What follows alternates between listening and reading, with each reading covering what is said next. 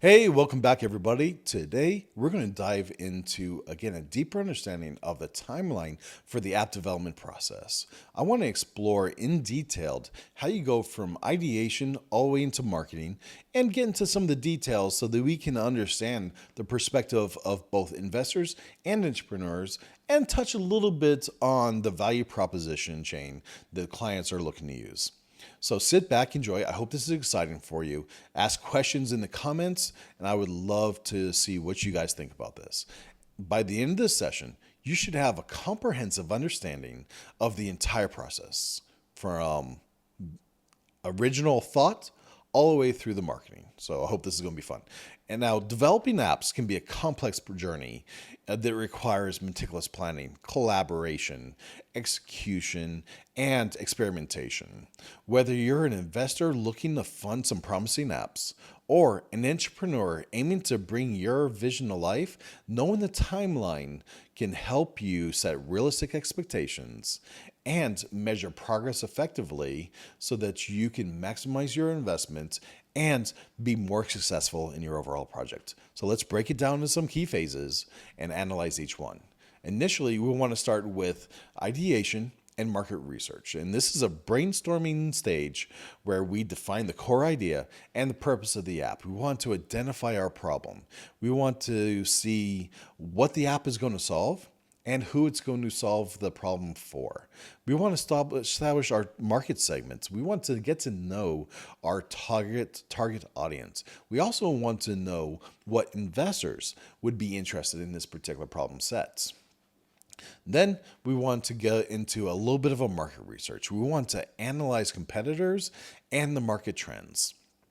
An example of this is by using Statista, we can understand that the global app market is expected to grow at a compounded annual growth rate of around 18.4% in 2024 through 2025. We'll see if this is true, but this is a great expectation. Now, given we also expect the return, we expect that the promising return for apps is between 20 to 35%, with some apps returning up to 50%. I like to look at it this way.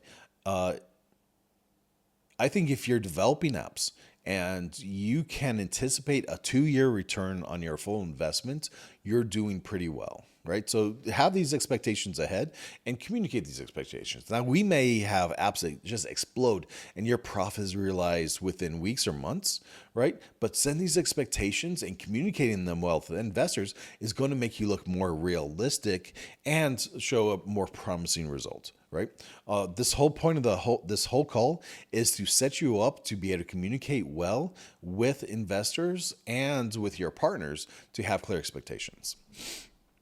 Now, some of the things when we're doing market research, after we defined our market segment, is to do some interviews. We want to do surveys. I like to start with some quick interviews, then develop surveys to cover more of a mass. Another thing you can do is look in forums and see how people are communicating with each other and how they're solving problems and what people are having challenges with. Comments is also a great place to look for. Comments and reviews for existing products are also great ways to help you identify some key gaps and opportunities in the market that you're interested in. Another reason you want to do surveys and interviews early on is that it helps investors see that you're serious and you're looking at an analytical, data-driven approach. And it's very important to make sure that when you're doing these, you're recording your lessons learned.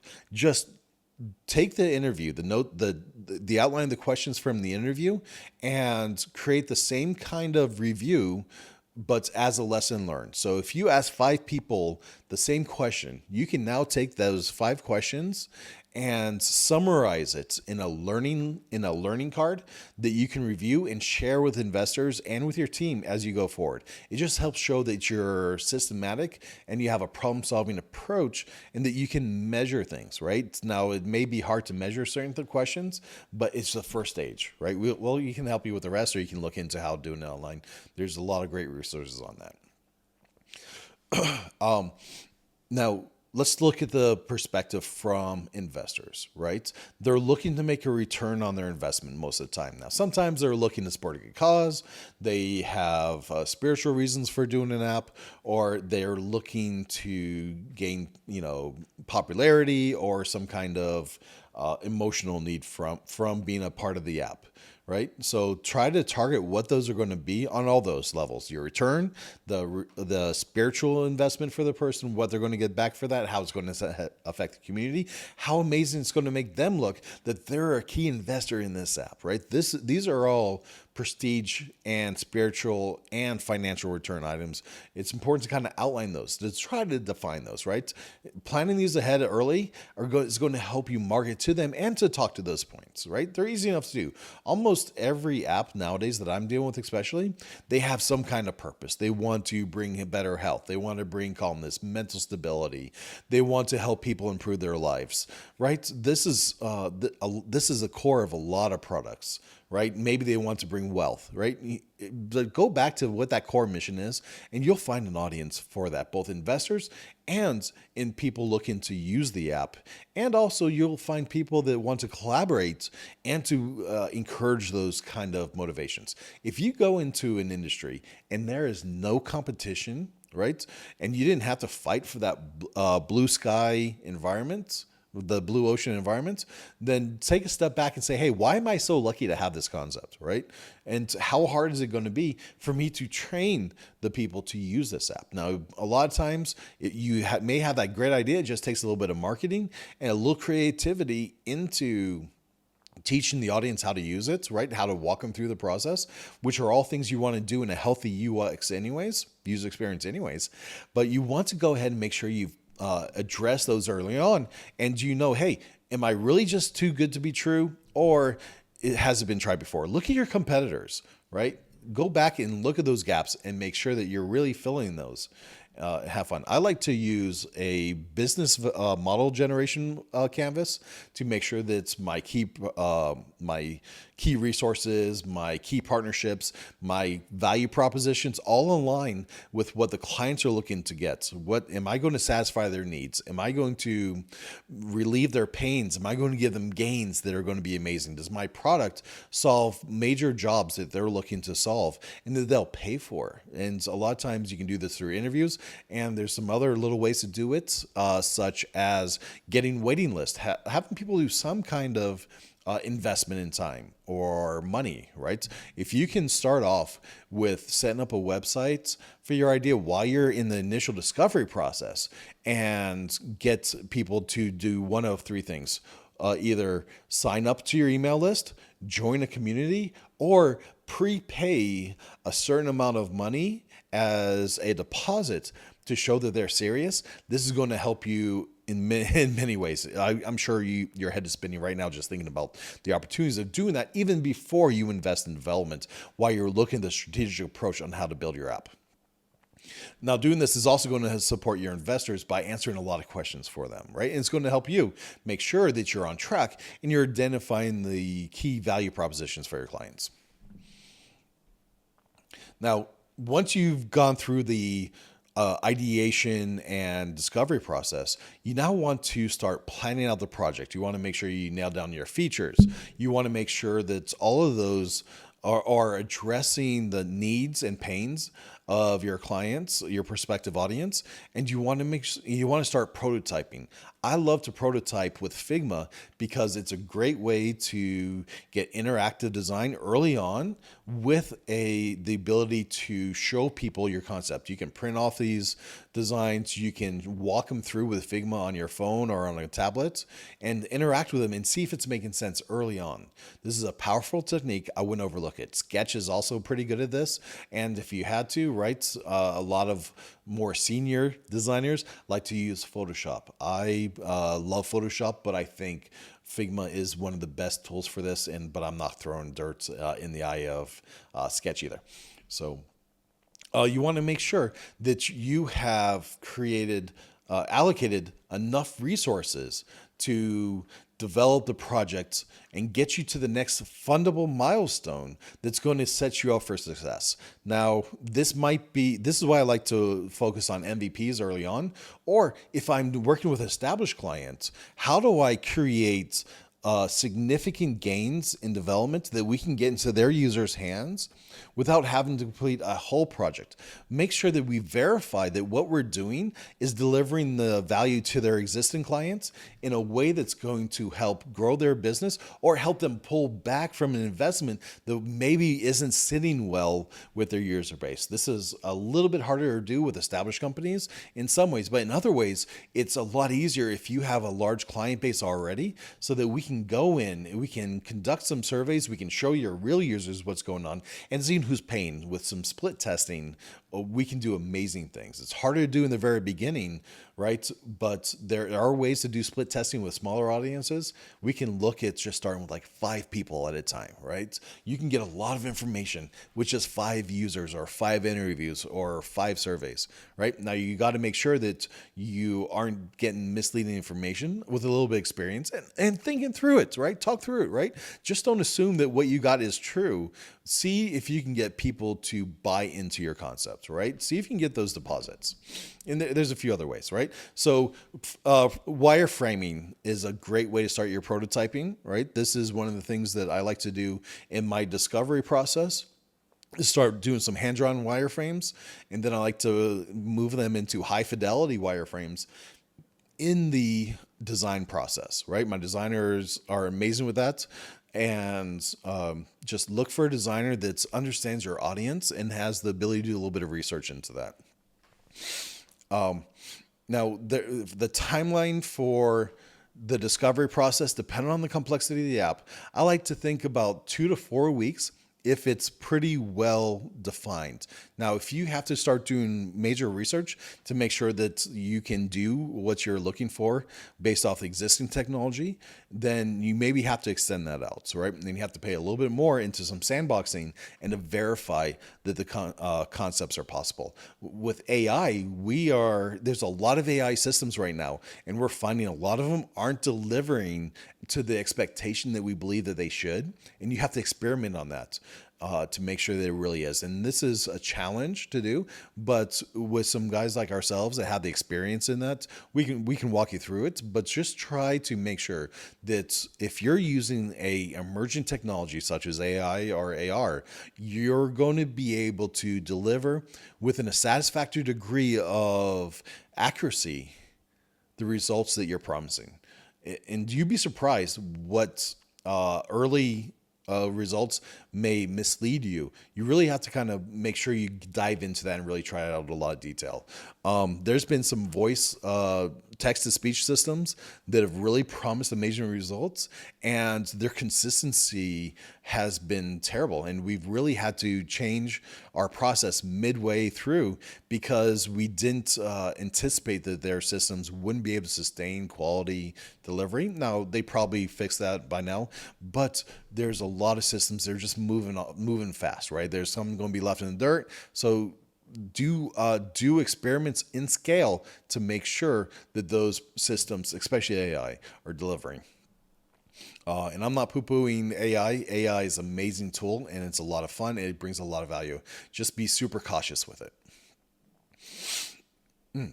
And this goes back to answering the questions of investors.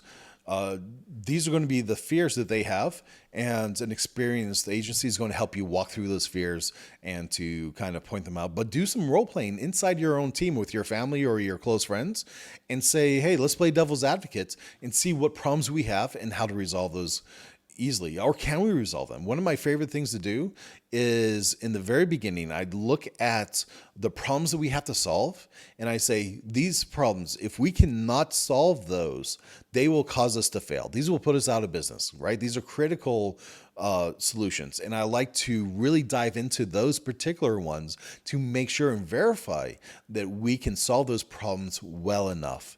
And sometimes well enough is enough, right? But sometimes you'll exceed your expectations. Sometimes you'll be disappointed. This is just some part of the industry and part of being an entrepreneur. You got to try to make sure you solve those problems. And when you can show that you have a systematic approach to solving those problems, investors feel much more comfortable in supporting you. And you'll feel more comfortable in asking your friends and family to help bootstrap before you even have to really share equity or share with people outside of your close friend group. Now, the design stage is where we create the visually appealing user interface designs. And this is where we really get into the Figma concept, where we include micro interactions, like what's it look like when we go from one screen to another? Or if we're scrolling down, right? How does the background change? Or how do we encourage people to say, hey, this is a section you can scroll in, right? All those little things are things that a good UX designer is going to consider ahead of time so that you can make an amazing experience for your end users. Now, you got to make sure that you're not swimming too much in the weeds there, because your initial goal, if you're a startup, is to get that MVP out there and really think minimal viable product. What's the minimum solution, the least money you can put in there at every stage to test it out? In the very beginning, it might be hand-drawn wireframes. Say, hey, does this make sense, right? Ask your close friends, ask your neighbor, ask a client, right? Does this make sense at all? And then you go into a Figma design. Then you go into prototyping on an actual mobile phone without data. And then you go into incorporating a database. And then you go into defining deeper levels of the user experience and cloud functioning. And, you continuously build on that process to get you to where you're going. Now, you have to balance this with the cost of such a progressive time flow and the market's needs, right? Sometimes you can spend 3 or 6 months just kind of going through this and making sure that you're developing that need. But sometimes you need to get out there and go quick to hit that market need and to get a leadership position inside that field so that you can compete. Right now, I find that a lot of us are in that place where we need to quickly test, quickly produce prototypes, and then get that established position, do some marketing, build our audience, figure out what our actual audience is through some marketing techniques and through building our audience on social platforms, and then continue to refine the project with feedback. It's an agile technique that's very popular, but often not done as well as it could be. Now, development phases, you got your front end development, right? This is somebody who writes the code for your iPhone or for your Android phone, and they create either a prototype or they tied in with a back end.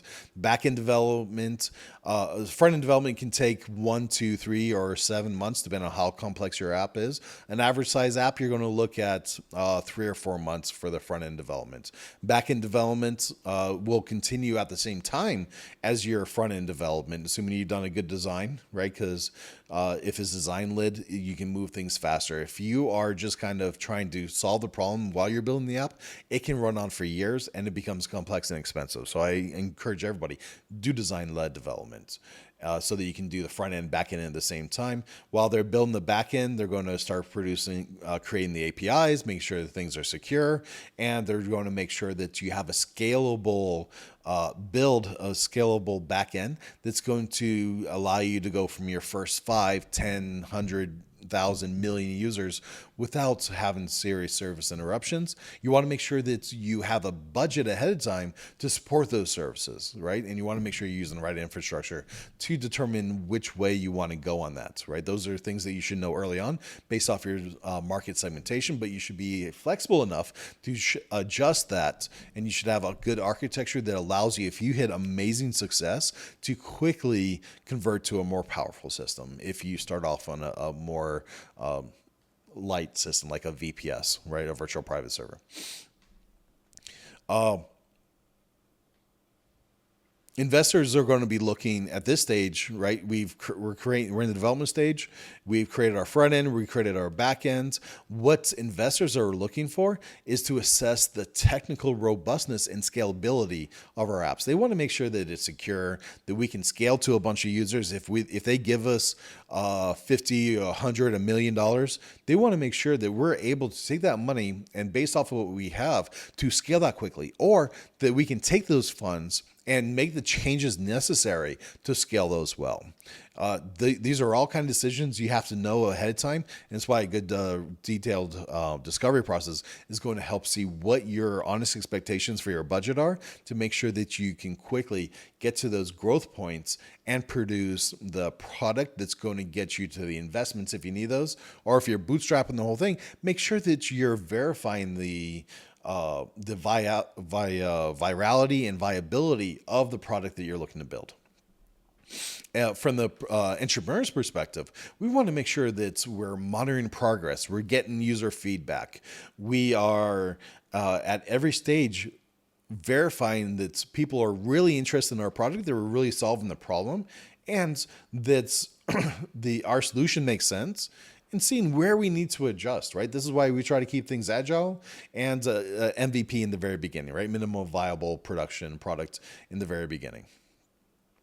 Now, once you've created this MVP, you want to do some quality assurance. And this includes creating the functional testing, testing all the features, trying to create some automated testing.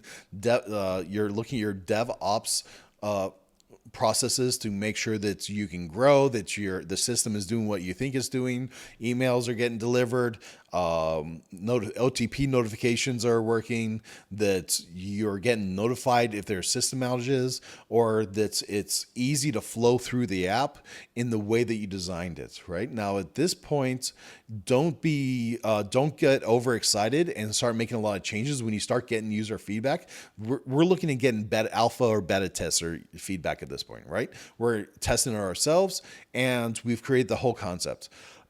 There's a lot of debates in the industry on when do we start doing unit testing and interface testing and how continuous integration testing, right? The earlier you do it, the more expensive it's going to be, and the less flexible it tends to be.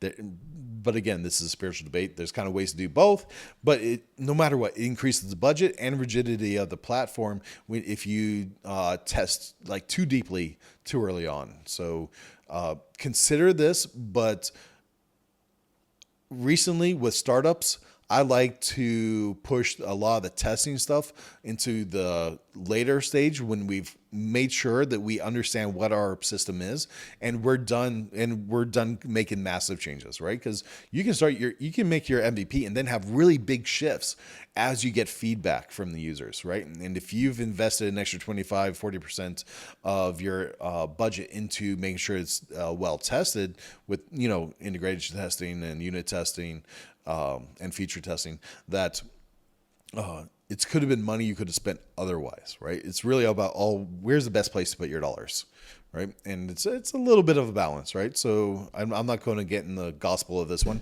but just keep that in mind, right? And talk to me, talk to your developer, see what makes sense. And at this point, it's a good time to also start doing your performance testing. Now, performance testing is something that you can do throughout, but there's a stage where you want to go and simulate high traffic volume. You want to simulate system failures. You want to simulate API outages, right? If you're using OpenAI's text-to-speech, you want to see what happens if their system goes down, right? Because it does. They'll block out apps based off of demand or system outages. You want to see if you have the budget to create backups for that, or if it's still the MVP, right? If it's still the MVP, then okay, cool. Right? Go with what you have, keep it minimal, and get it out there into people's hands, and just make sure there's a notification that, hey, this system is down because of this. Make sure you can just plan about it, right? And know the tolerance of your market segment. You want to at this point, you're in the quality testing. You want to start making sure that you are doing some security testing. Now, nowadays, it's fairly simple to build in good, secure systems, right? A decent developer is just going to build those in with best practices. But now you want to start challenging that, make sure that things were working well. You want to start integrating your 2FAs, your OTPs, right? You want to make sure that you're enhancing the security and making sure it's good to do from the beginning, but really make sure you know who has access to the system and who can cause problems, and restrict that access as much as possible to make sure that you don't have chaos in there. There does come a time when you want to do chaos testing. My opinion, this isn't the place for it in a startup, but in a existing business enterprise, this is the place for it, right? Now, you might even do it sooner in an existing product, but it depends, right? So it depends on the risks. If it's moderate risk, a well-developed system with some good QA, right? At this point, yeah, start considering some chaos and see what happens. By chaos, I mean taking down a server, breaking an API key for like your AI systems or for a mail system, right? See what happens when you start taking systems down that should be working, and see where you can give robustness to the system. Now, sometimes some of this is just going to be educational lessons learned, like, hey, these are vulnerabilities, right? And here's a risk. We think it's minimum or maximum risk. And it's up to the entrepreneur and investors to see what makes sense and where they should put their investments in. But that testing is really helpful.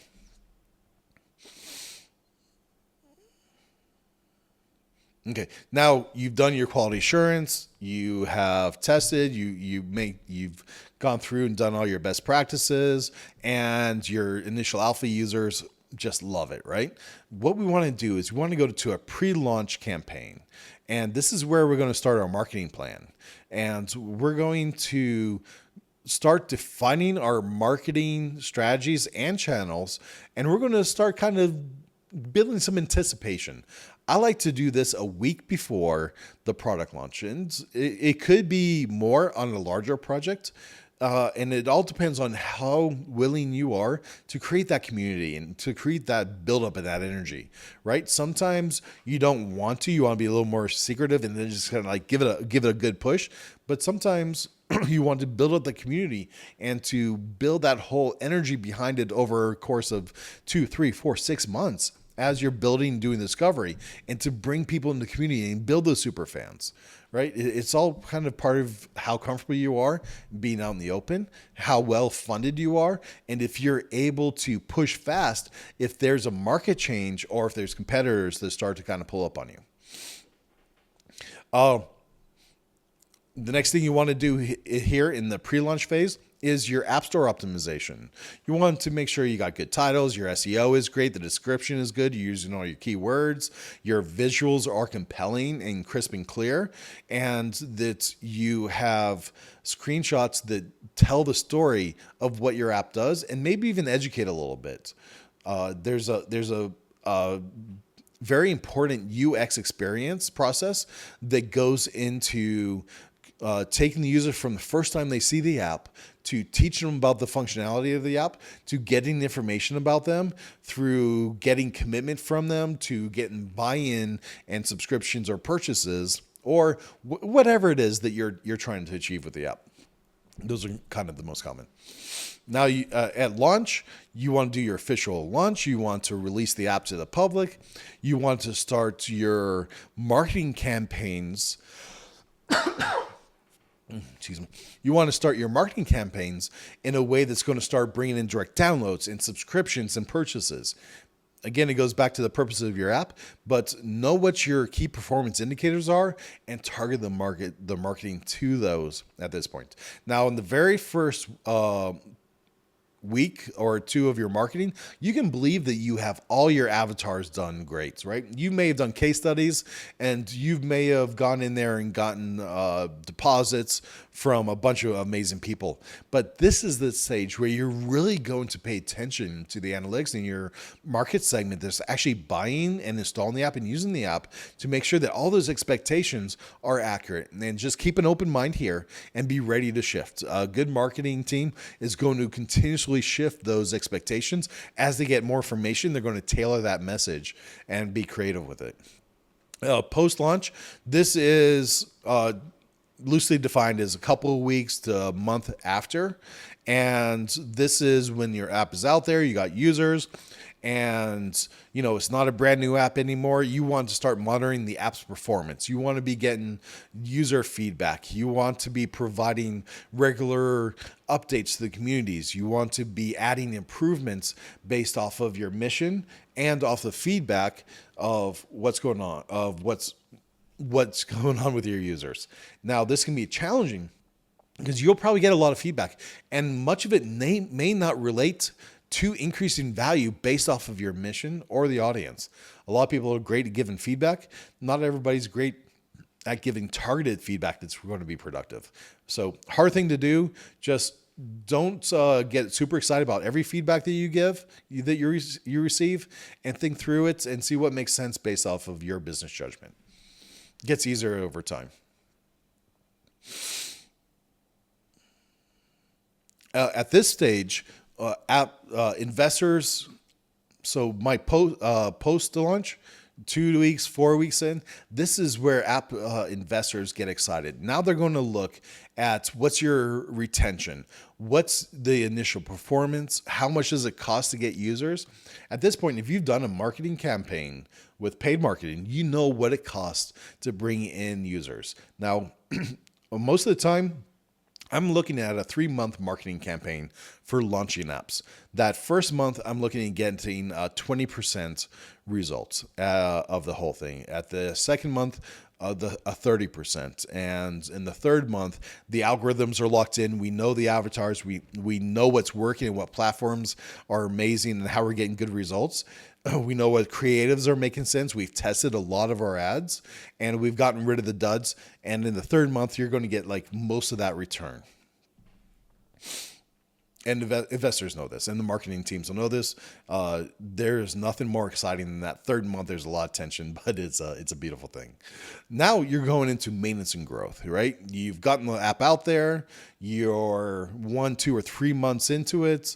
You're going to have ongoing bugs that just pop up, right? Some of it is because you didn't realize there's a use case that you had to do. Sometimes APIs change. Sometimes, like if you're using OpenAI, for example, or PlayHD, right? They may give you, they may change something and it may cause problems for you. You just got to go in those and update those little bugs that pop up. You're going to find use cases that didn't make any sense, and you're going to create the boundaries that help reel those people in and set those expectations.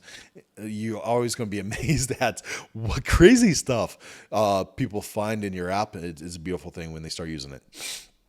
And you're going to also go into maintenance mode, where you have to do continuous updates on the software systems that are built on the system. You're going to have to do database updates. You're going to have to do server updates. You're going to have to make sure that you're using the latest versions of JavaScript or WordPress, right?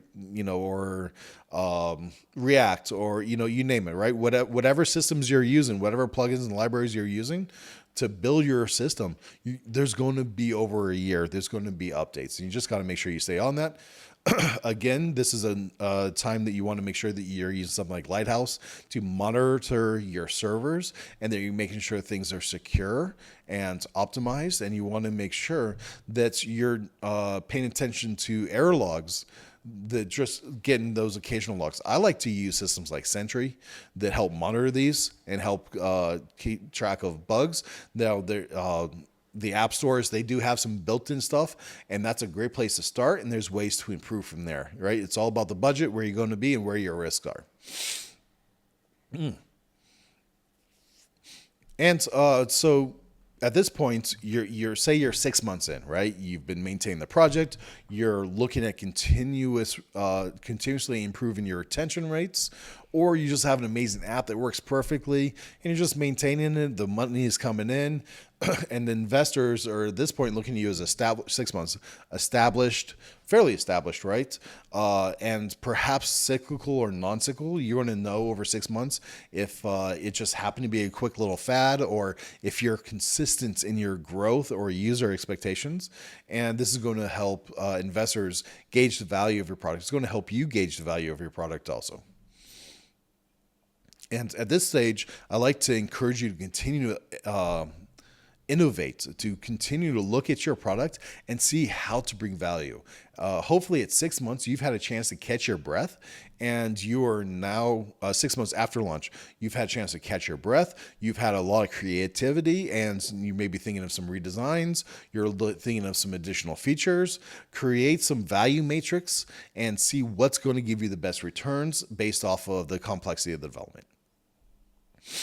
And just to keep in mind, developing an app, it's a multifaceted process that requires strategic planning, continuous collaboration, and relentless execution. By understanding these timelines that we just walked through, you're going to understand how each phase is going to help you get to the next stage, and what you have to do to prepare for those, and what to get out of those phases.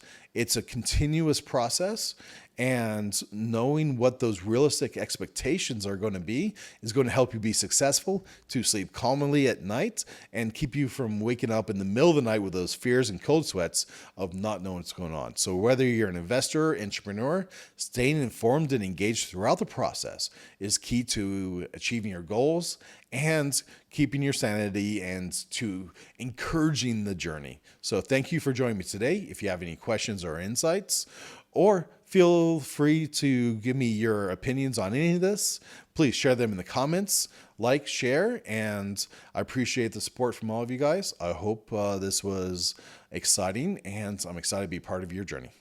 Until next time, keep innovating, keep striving for excellence.